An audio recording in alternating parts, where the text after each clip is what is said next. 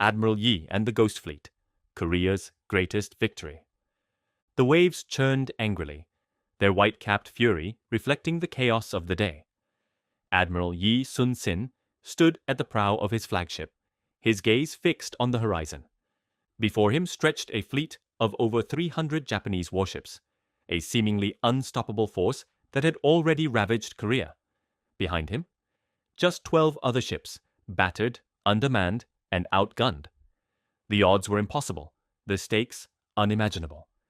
And yet, as the enemy closed in, Yi's voice rang out over the wind. "Do not fear death. Defend the nation, and I shall stand with you." What followed was not just a battle. It was a miracle. Part 1. The Fall of a Hero.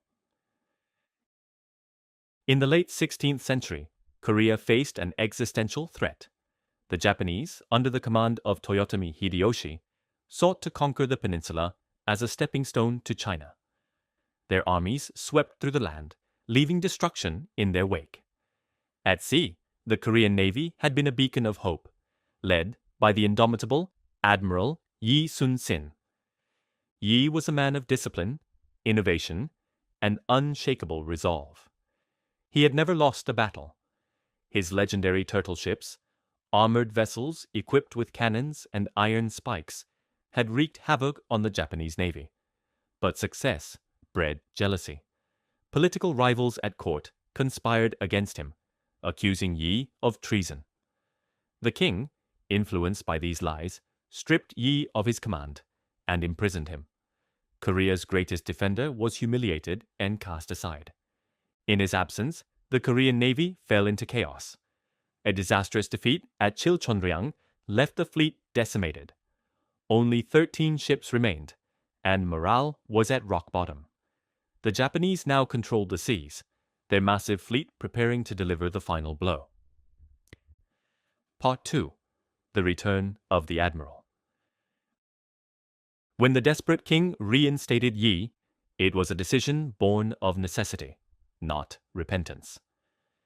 Yi returned to find a navy in shambles, broken ships, terrified sailors, and no reinforcements in sight. Yet he refused to waver. Yi's first act was to rally his men. Standing before his crew, he spoke with the calm authority of a man who had already faced death many times. "We fight not for ourselves, but for the survival of our people. The sea is our battlefield, and we shall make it their grave." His words ignited a spark. Though the sailors were outnumbered, their faith in Yi was absolute.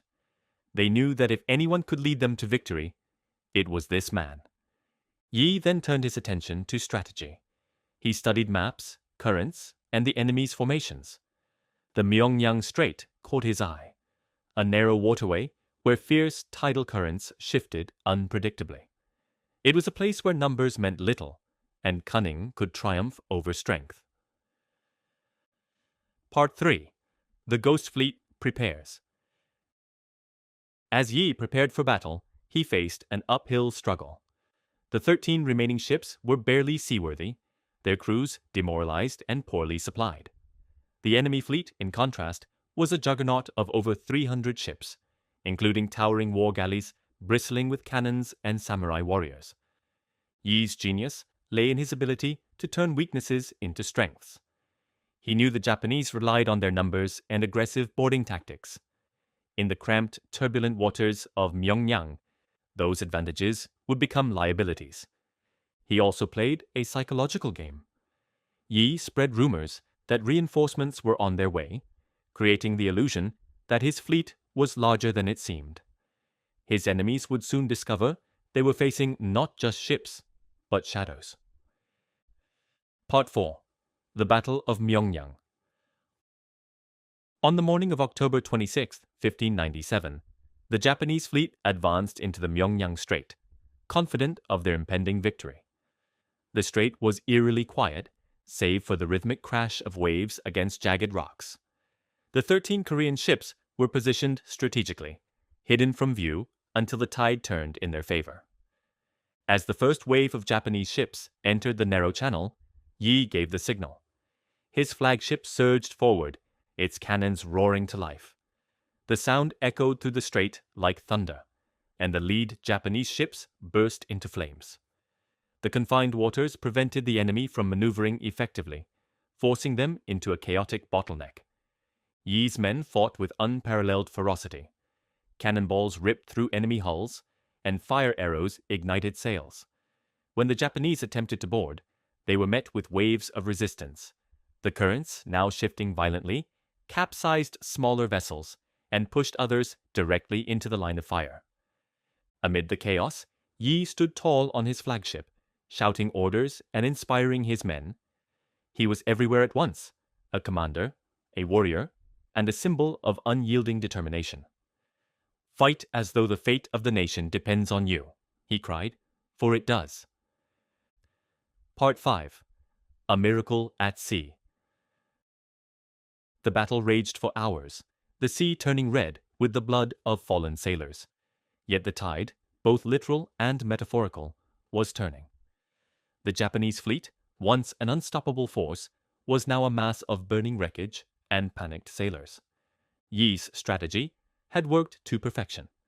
By using the currents and the terrain to his advantage, he had neutralized the enemy's numerical superiority.